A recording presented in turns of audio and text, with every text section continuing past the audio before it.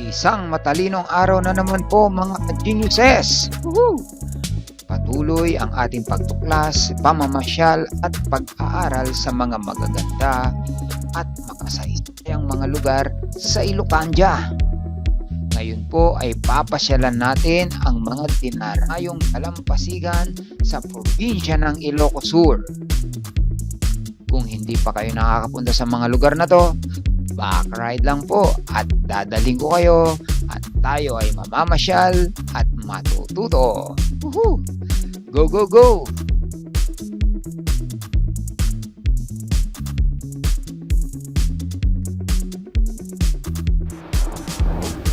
Kung bago pa lamang po kayo sa aking channel, ako po si Teacher Guru Romy, ang magdadala sa inyo sa mga lugar taragdag ng kaalaman. Uli lang po ang pag-backride at bisitahin natin ngayon ang tahanan ni Campo Santo Cristo Milagroso, ang Logo Beach sa Dadalaquite Norte sa probinsya ng Ilocos Sur. Go, go, go! Pag-aaralan natin ang lugar, bisitahin at aalamin ang mga kasaysayang nakatago sa lugar na ito.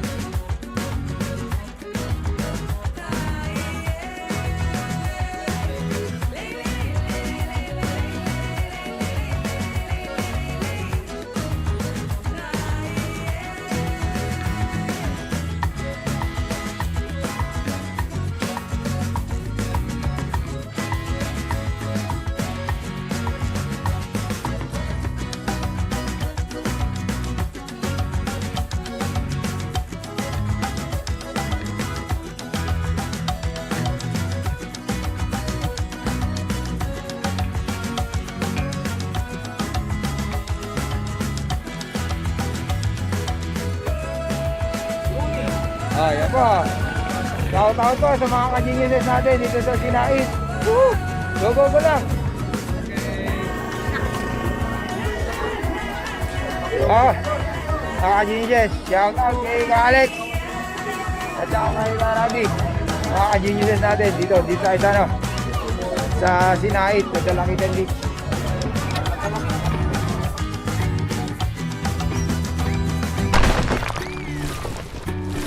Kaunting kaalaman.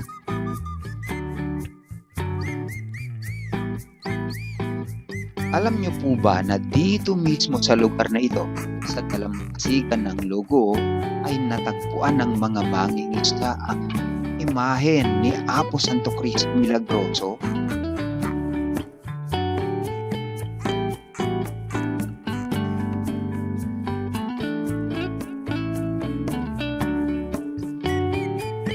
Kaya naman, napakalaki ng ambag ng lugar na ito sa kasaysayan ng bayan ng Sinait at sa tala ng mga pangyayari sa ating bansang Pilipinas.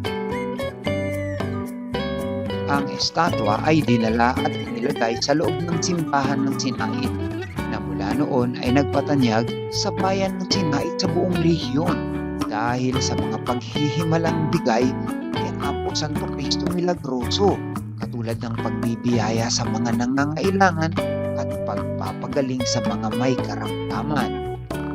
At mula noon, ang bayan ng Sinait ang siyang naging tahanan ni Apo Santo Cristo Milagroso. Iyan po ang ating kaunting kaalaman. Sana po ay nakapagdulot na naman ako sa inyo ng kaunting karunungan. Sana rin po ay huwag kalimutan i-click ang ating subscribe button, yung bell at palike. Hanggang sa muling makabuluhang video po. Bye-bye!